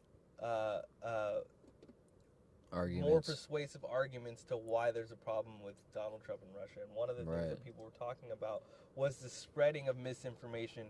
This was, I can't remember what the chick's name was, but going back to the theme of reviewing podcasts, this was a podcast that got me to see something I disagreed with in a different kind of light. This was on this dude's, of course, amazing at it. I think I mentioned him on the first podcast, Sam Harris. Yeah. Why can I even think of the name of the Jordan guy? Peterson? No, the name of his podcast, Waking Up podcast. Oh, yeah, Waking Up with Sam Harris. Yeah, Waking Up with Sam Harris, where he was talking to this chick, and I forgot who it is, but she's was talking about studying like the political tactics of Russia to get, you know, to spread propaganda and to take truth and like split it up. So not split it up, but to make you not trust the truth, or not trust the information you're getting, not the truth, but not to know what the truth is with all the information and spreading misinformation and making it so people basically have to be like, this story's more convenient for me, I'll believe this, but just not trusting anything that comes out, and then you get the whole Donald Trump kind of doing the fake news and all that kind of stuff. And I'm not saying that means he's like connected to Russia, but it's just a way that I'm saying like I can understand while people are saying like this could lead to something scary. She actually pointed it in a light that was more persuasive because it came from a different angle than where a lot of people who don't have a purpose and don't have like that ability to have their own opinion because they haven't cultivated it and they can't sift through bullshit, they're just gonna regurgitate the catchphrases. They're just gonna be like, Russia helped him in the election. It's just like, well, where's the proof? They won't say anything, and they'll just be like, well, he's racist. They'll switch topics and go through all these headlines. It's like, well, tell me why, and then they can't. And those are the people who just make, if those kind of people are on your side, and you should shut them up because that totally, it just makes your side look bad because these are just people who are just picking a team. It's like casual. Right now, we're out here. I'm fucking in front of Hooters while there's a Warriors game going. On. There's this dude on the balcony, which is the home team, by the way. Yeah, the Warriors. You know, and they've just recently gotten this like more of a following because they Right, finally we won a just championship got after fucking years. a asshole flooding of fans, and we Yeah, we have a lot of unfamiliar faces. We recognize all of you out there. Like you guys got a fucking bandwagon. We know, okay. Yeah, we fucking know. ridiculous. It's we're awash with them, okay. We do our best. But then you find the people who are those people, like these dudes on the balcony, were like, you know, just getting drunk, just broy dudes, and they're watching the TV, and they don't even know what the score is at halftime. They're like, they're down by this, think they're this. It's like if you went up to them and asked, like, okay, what, you can ask anything. What year was Steph Curry drafted? What school did he come from? Who was there this position before this year? They're not gonna know. You just know that they're just jumping on this thing. They got jerseys and everything. Yeah, and they'll know like the whole thing. They'll know like the parts that everybody knows. And they'll just jump on a team because they want to be part of a team. But then there's other people who are like, no, I can tell you all these fucking stats. Yeah. This and all that kind of shit. But those are the different levels with people. But when you know how to sift through that shit, yeah, you're gonna find a lot of really good information. But then there's that other end of it where there's all this bullshit to sift through, and people that aren't equipped with the skills to navigate through bullshit will get sucked down a rabbit hole, like thinking fucking, I don't know, like Alex Jones is Bill Hicks or the world's flat. Like you're gonna be able to dude, that Bill Hicks fucking Alex Jones shit is like, dude, you can tell that, like, I saw Alex Jones on fucking Joe Rogan, and you can tell when that came up slightly, you can tell that the trolls found something to get to Alex Jones with. They finally found something that sincerely just like it bothers him. Even if it doesn't bother him that much, it fucking bothers him. Yeah. And that's all a troll needs. So they go around with this, oh, he's fucking Bill Hicks, you know? So it because they see it gets to him. But you, speaking of conspiracy theorists, you were telling me a little bit about a conspiracy theory with some of these airline videos that are going around these days, with these motherfuckers getting into this crazy shit on airlines and stuff. What's going on with that? All right. So speaking of that,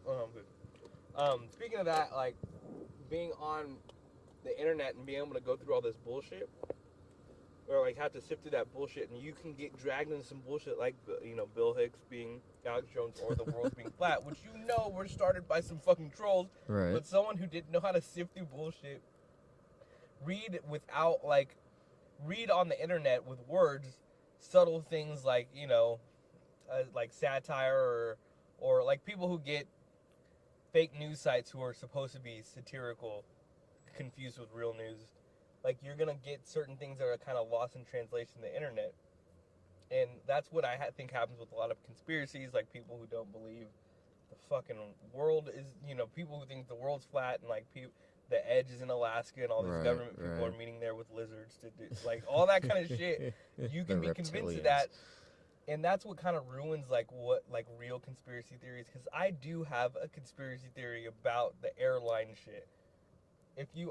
First thing. Well, United Airlines hired fucking Metal Gear Solid to fucking come strangle people off their fucking flights and shit. They got Snake Plissken fucking coming in and taking care of motherfuckers. Huh? Yeah. This is how you could. Okay, so if you think about any kind of conspiracy, if there is no money connected to it, I don't want to hear anything. Everything that I've heard be a conspiracy is for, like, resource or for money and power or whatever. Because the main thing that people like to hide, because it's one of the hardest things to justify, is their greed. Yeah. People don't like to have their greed exposed. So money is anything that has to do with money, they like to keep under wraps. And a lot of times people think the conspiracy are these fucking terribly rich people, but it's not that. It's people who are on a lower level who want to secure, like, money for a long period of time or career, or money for their friends and family. But it's not like, oh, I'm just sitting on shit of fuck tons of wealth and I'm fucking lizards and bringing in aliens to Alaska or whatever the fuck people think. It's more like people who are they're better, you know, financially than I am or whatever, but they're not. It's something where they still need a future. They still need more money, and they want to solidify jobs for them, people like them, and their family. And a lot of times that has to do with doing your job good And some things And just on the impressing social- and not pissing off the wrong people. Yeah, exactly. And getting more points scored for your team. It goes back to the whole people jumping on the Warriors bandwagon, picking the team or whatever. And, like, a lot of things have to do with... Everything gets traced back to, you know, each party's, like, fundamental agenda for building wealth for them, or building security for them, or building a world that's better for their ideas or whatever. Right. Or a country that's better for their ideas or whatever. So, if you look at the whole United thing, and it's funny because I've been telling my girlfriend works for United, and I've been telling her since this shit started, I'm like, I don't know, something doesn't sound right about this. Yeah, his girlfriend was the one that actually called the cops to come take that Asian guy and kick his ass, by the way, just so you guys know. Really? No, I'm just fucking. Oh. Oh, I thought you meant his girlfriend. No, that, like, I'm his girlfriend I'm sold him fucking, out like that. I'm told him to fucking get off the around plane? your girlfriend. Oh, no, yeah. She that would have been, she would have done that shit, though. Like, she was like, hey, he's not I getting love off the it. fucking flight. Oh, hell yeah, dude. You Um, fucking, like you said, you gotta do you got a fucking you gotta job do to do. your fucking job. You have a fucking job to but do. The thing that was fishy about it was, first of all, the first thing that United got shit for in the press was for something that I know very well, and it is the dress code for United when you are a standby passenger. And I know that because I am a standby passenger. And Right. when you're a standby passenger, it says so on your ticket. You don't pay. First of all, you don't fucking pay any money. Like, you may pay money. Like, I went to Japan. You know, we paid a round trip to Japan. I don't even know if it was that much. It was really cheap. I'm just gonna say that, and it's free domestically, right? Yeah, my man Chaz has the fucking hookup. Yeah, dude. it's Like a when great- it's a great fucking thing. he fucking told me he went to Japan on like the ultimate fucking just like sale, dude. Yeah, Like it was that's fucking like cool. that's like dream level shit. But anyway, go ahead. Yeah, and that was a whole different thing too, like the culture shock in that. But just We'll okay, talk so- about that. Yeah. Later. So you know, you're it says so on your ticket. People know that you're flying with and you could be. That's usually for employees, but it's also for employees like friends and shit. They can, but you're representing the company. Someone may think you're an employee, so they want you to, you know, hold up the standards of Sure. their company, which is fine. You're Sure. getting some free shit, like you it's hell a yeah. trade off Definitely, kind of thing. for sure. So those girls who in the first scandal, which was they were in leggings, and they got told that they couldn't get on a plane. That's real shit. It's just like, hey, you knew the deal. Like, you can't wear that Right. if you were flying standby. And then people turn it into this whole, like, sexist kind of fucking thing. And then if you look at, and this, okay, there's two things. This thing happened a month after you see, if you go on fucking President Trump's, it's so weird saying that. So if you go on his Instagram, you will see a picture that happened about a month before all this shit where he's in the Boeing offices. It was like when he was first starting to talk about building those building American jobs, American-made products. Right. And, you know, he was, that picture is him that in the fucking fucking Boeing, gobbledygook. the biggest, you know, the fucking biggest manufacturer of planes. They sell planes to all the major fucking things, right?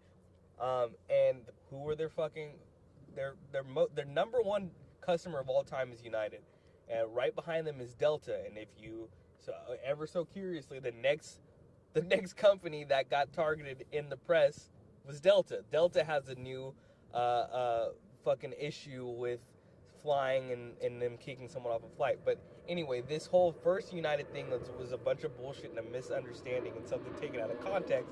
Happened a month after you see this this picture of President Trump with the Boeing people and all that kind of shit. But Boeing doesn't have a public face. Right. They don't service the public directly, so they can't get a bunch of people to be like, I'm gonna like change their mind about, you know, working with them. And so United, and get the person who broke the story, and I'm not saying like people stage everything in a complete conspiracy, but it's like a quote that I heard in Dan Carlin used, and I forgot who the fuck said it, which is how like things get misquoted online. You get like a wrong person's name next to some quote. But Dan Carlin quoted someone for history where they said, and I'll check who this is so I can fix it so it doesn't sound retarded, but he said that someone in history has said, never let a good tragedy go to waste. And that just means like it's like everyone thinks like a conspiracy is like, like Sandy Hook not being real or all this kind of shit, but Right. other things are where you will see something happen and you can take advantage of using that towards your agenda. But anyway, the person who first started tweeting about this and got this an buzz online was someone who runs an organization which is the equivalent to Mothers Against Drunk Driving, but on gun legislation. And you go to her Twitter page, and that's her job, that's her livelihood, that's her income. Is what she basically does is she fights in different counties to get Democratic people in positions to write legislation that would back for more gun control and her agenda as a response to the whole Sandy Hook thing. And like everyone knows that gun control is pretty much a liberal pursuit, and the NRA is another reason why I don't think it's like, oh, we're trying to save people. It's like the whole liberal plight is always to save the left. It's like always we're saving someone. Right. But really, it's like we're getting more people on our like dependent on us, or like we're just using this as, oh, we're saving people, but really we're just trying to attack the hand that's feeding our opponent or whatever. And that's where that whole thing comes from, because of course the NRA is a more conservative kind of thing, and they fund their opposition. And so that's why I think if you look at her record since 2012, like they've been building up and funding different this is the lady that broke the first United story, but funding different political candidates that were Democratic and supported their causes in different states and whatever to try to get certain legislation passed. And if you look at Boeing's, where they have been contributing over the last couple years, you'll see right before the 2016 election, it totally spikes. And you can see on a website, I forgot the name of the fucking. I'm forgetting. But so what about like so what's up with the people that were like directly involved in it, like the two dudes that got into the fist fight, like on the recent China, like that guy got his ass kicked. Yeah. Like that guy got some fucking right straights that looked very impressive and fucking landed pretty hard. Like, do you think like it was fucking like it was designed that way? Like was that guy ready to get his ass kicked, or like what was... No, you're talking about the Asian dude that got pulled off and the United. No. I'm talking about like the more recent one where like the dude in like the fucking kind of flowered red shirt got into like a fist fight with the dude in the black t-shirt. I didn't see that. You haven't Okay. So this was like a random fight, right? Yeah.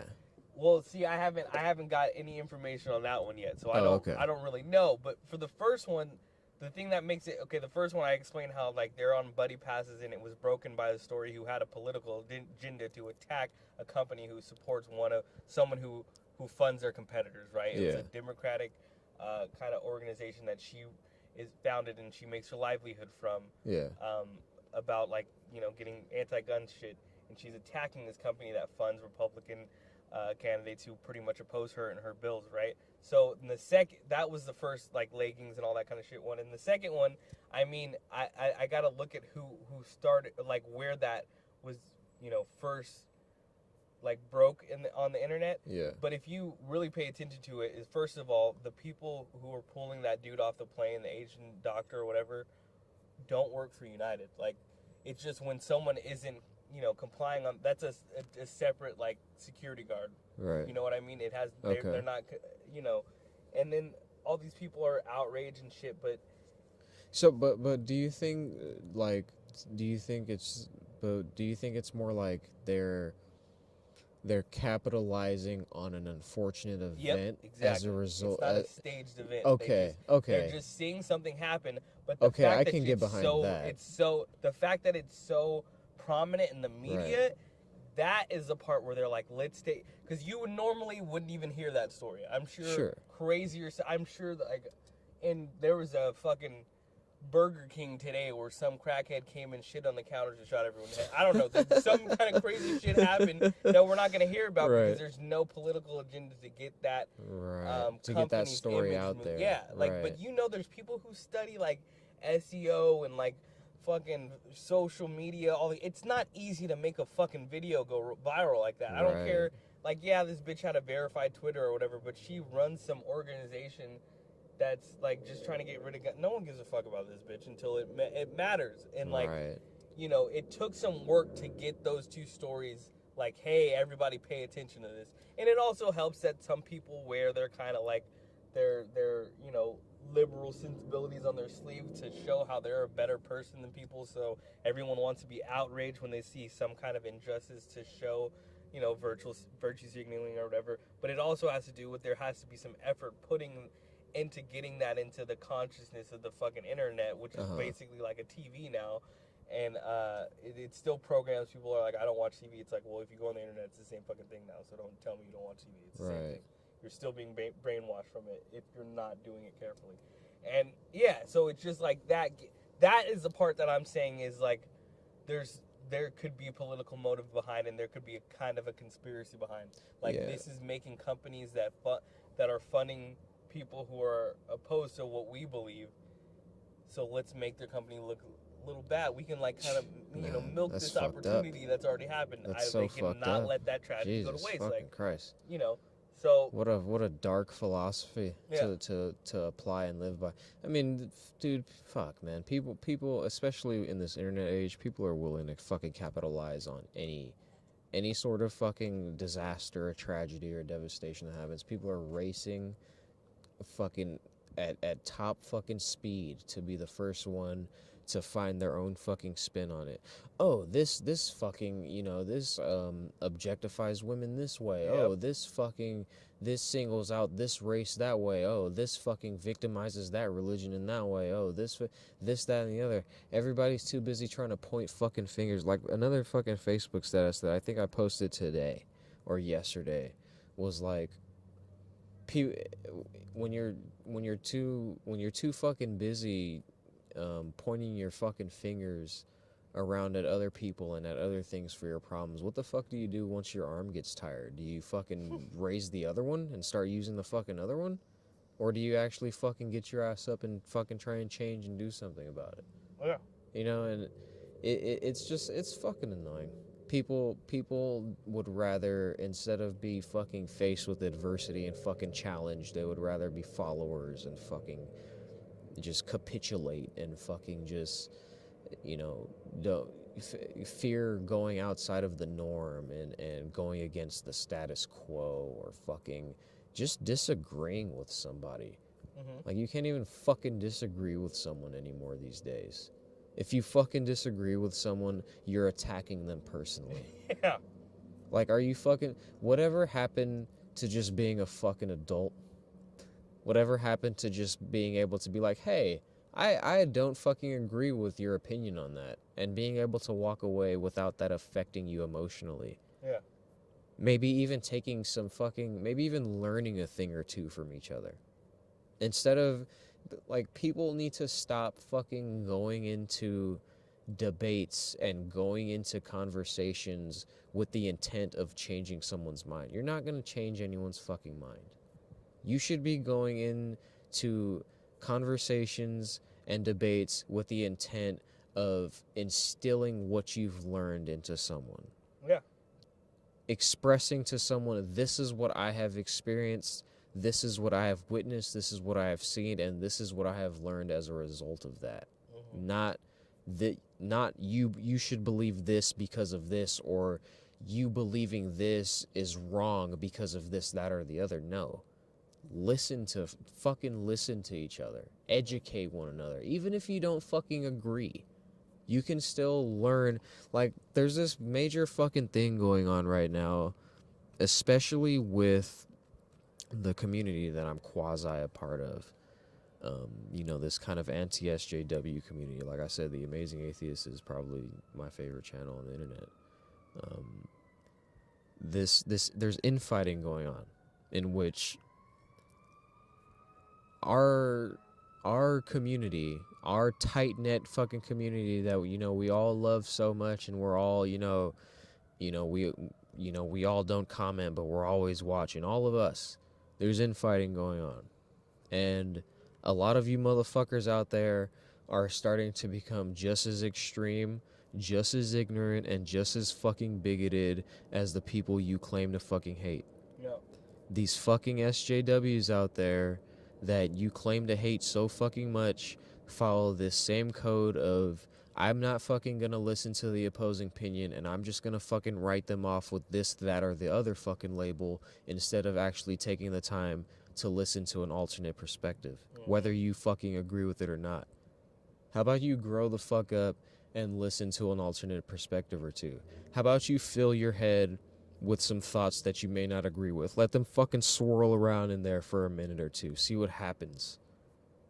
People are too fucking quick to label one another. People are too quick to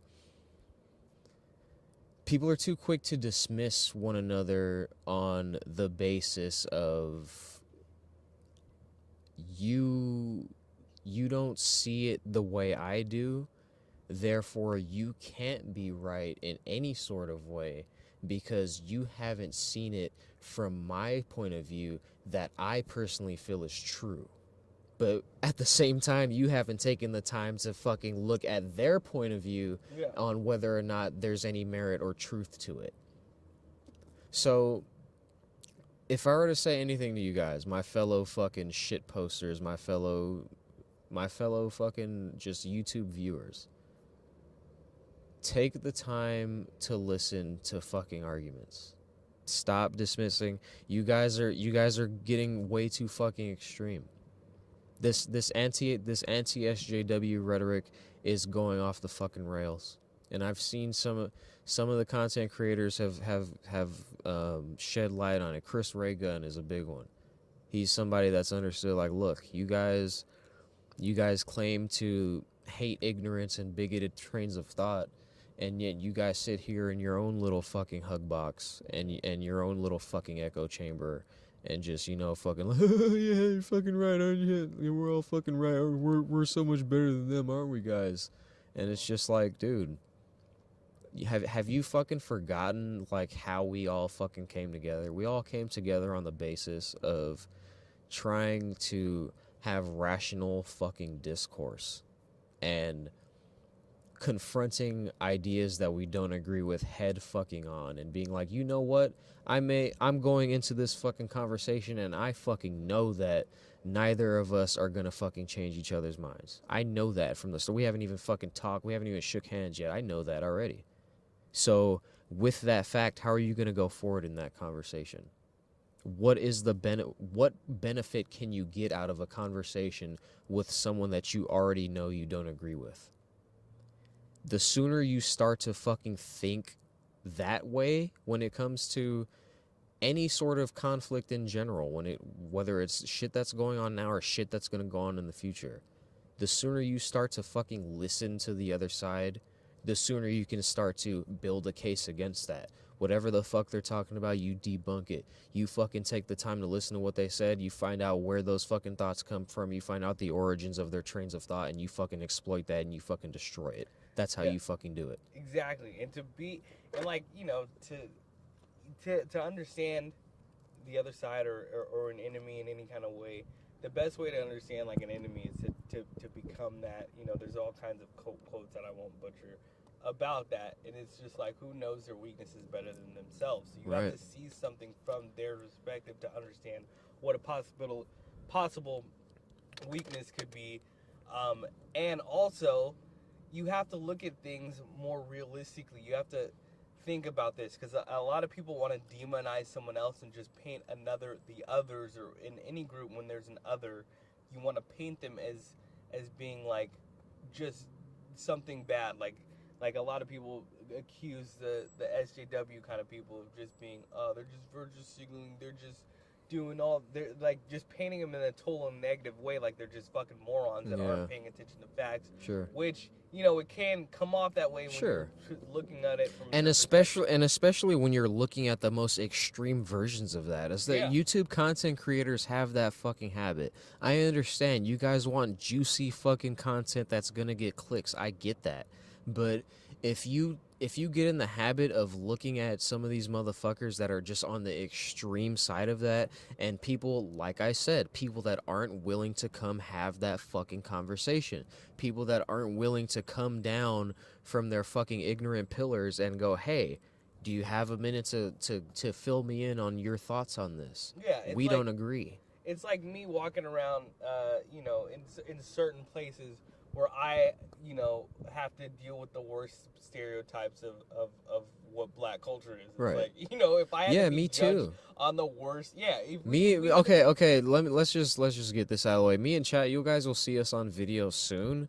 But me and Chaz are both very stereotypical looking black men. You may not get that fucking impression from our voices. Yeah. But as soon as you guys see us, you guys are like, oh shit, that's what they look like? so yeah, I mean, I know it. I know that's going to be the fucking initial reaction of every single one of you motherfuckers, because we do not sound anything like the way we fucking look. But anyway, yeah, I deal with that shit too. We have to carry the burden of the ignorance of groups like Black Lives fucking Matter. Yeah, and you have, dude, and it's so much pressure because you have to be on, you have to agree with it. You have no idea. I hate when like a white dude will be like, "You Black Lives Matter," and I'm like, "Well, I don't." Like, yeah, well, it's like, what am I supposed to say to that? Not really, man. But dude, it sucks, dude, because I understand where Black Lives Matter is coming from, dude. I get their anger, I get their frustration. Yeah. But much like I said, a lot of these groups, just like the anti-SJW fucking community that I claim to be a part of, people are getting a little too fucking extreme. People are losing their way. We have to bring it the fuck down a notch, guys. This shit, we can't lose.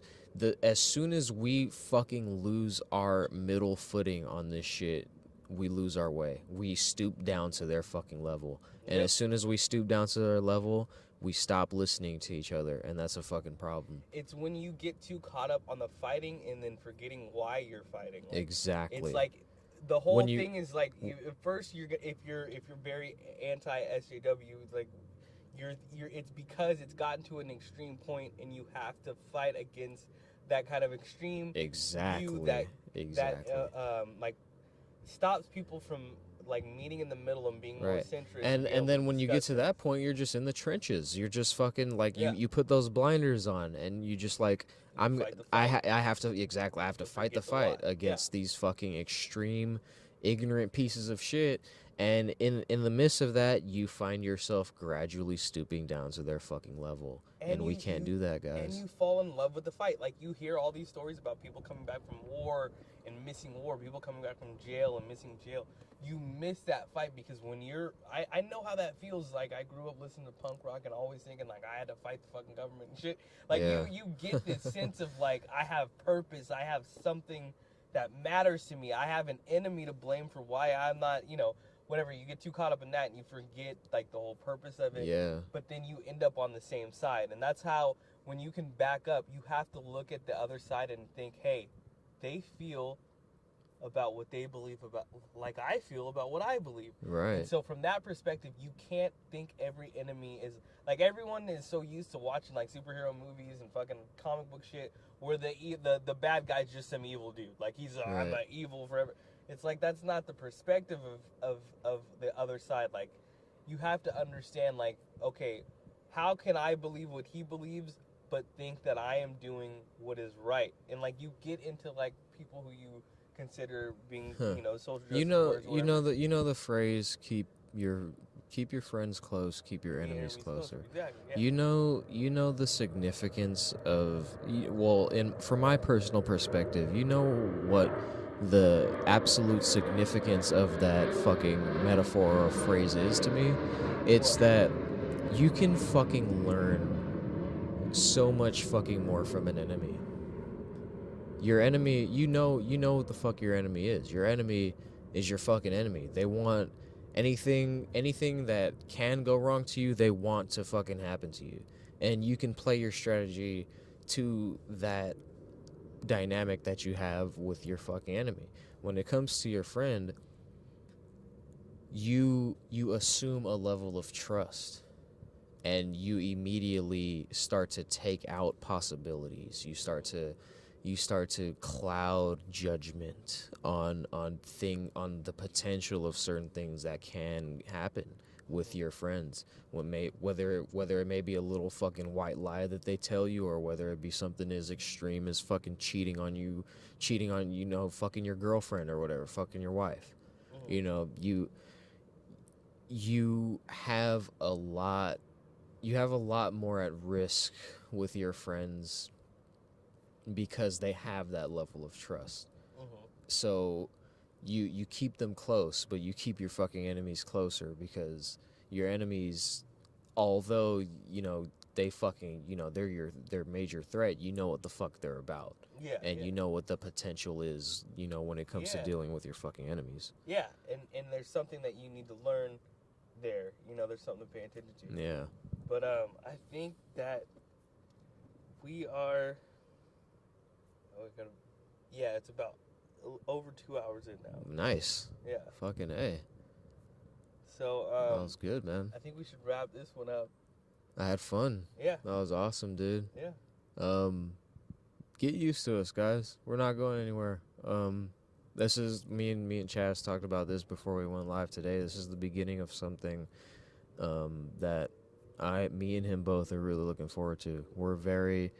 We're very passionate in modern day culture and just our, you know, increasingly technological society. We're big on, you know, podcasting, YouTube channels. You know, we happen to find each other through our job that we work, and you know, it's, you know, this is something that we're in for the long haul, I feel. And you know, I'm really looking forward to the future and making, you know, more videos like this, because we are going to be covering shit that has to do with the shit that the YouTube viewer listens to. You know, we're kind of a podcast that talks about podcasts and other content on the internet. Yeah. You know, something that isn't too common these days. Yeah. And I mean, a format will eventually develop. I'm thinking maybe it won't. It'll go where it's gonna go. The whole thing for us is like, we had a passion to do this, an idea, and a want to get inside the conversation and express ideas, and see where those ideas take us, and see where that passion and the things that we follow take us. Because just being fans of and listeners of YouTube videos and podcasting and stuff like that, we understand from that perspective what it is like to sit and listen to those podcasts and just have a rebuttal, yes, like, exactly, yell at and your just fucking have the iPod or your exactly to engage in a podcast to the level that you feel like you're actually engaging in there with them, offering your own input, even if you don't have anyone to offer that input to. We kind of vent those thoughts out to you. That's kind of our own little unique spin that we're taking here. Yeah, and we're just kind of noticing that one of the main things about the podcasting world that's been great is bringing information into normal conversation, and sometimes just conversation to expand your worldview in a different way, because not everyone wants to sit down and listen to a documentary, or not everyone wants to sit down and fucking, I don't want to read a fucking book. I've read 3 books since in all these years. Yeah, I think I finished 3. And there's a other way of getting things across. Like, a lot of things that have opened up my eyes are just hearing conversations. I learned more through a conversation, and a conversation can help connect me to different things. And like, if we're sometimes, like, just by knowing someone and understanding where they're coming from, I'll trust their opinions on certain things more. Yeah, definitely.